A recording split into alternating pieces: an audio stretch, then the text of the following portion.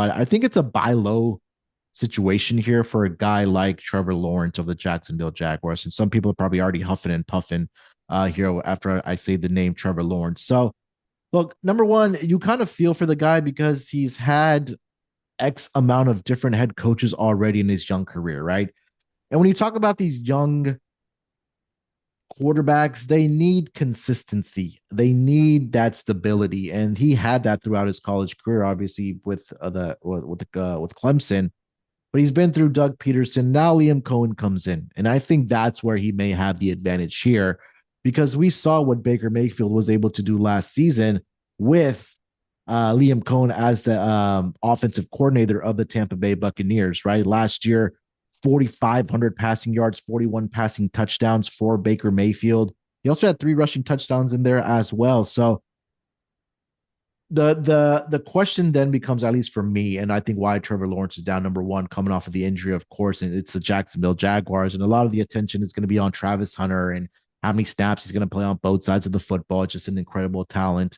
But you take a look at this division in totality here, and I think there may be an opportunity here for Liam Cohen, Trevor Lawrence to make some noise. I know the Colts. We'll talk about. I have some more players that I like as far as late round pickups on the Colts side of things, but who knew this was going to turn to an AFC South division, fantasy football pie, at least of the first week here, Rod. But look, he's had 2 4,000 passing yard seasons. He's had 25 and 8 interception 2022, 21 and 14 in the 2023 year.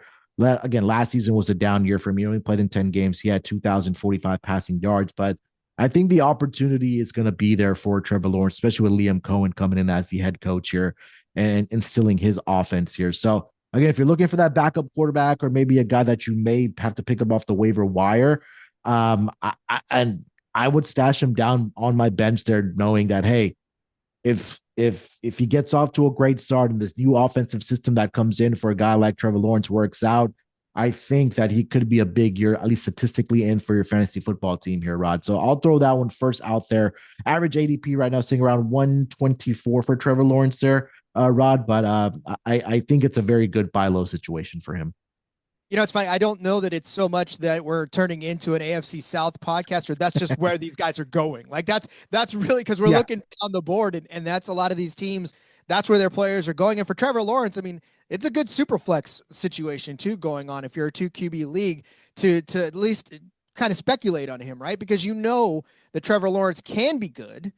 You're just waiting for him to be that good all the time, right? So I don't mind taking a flyer on him, especially in a 2 QB league to sort of bolster up your roster there.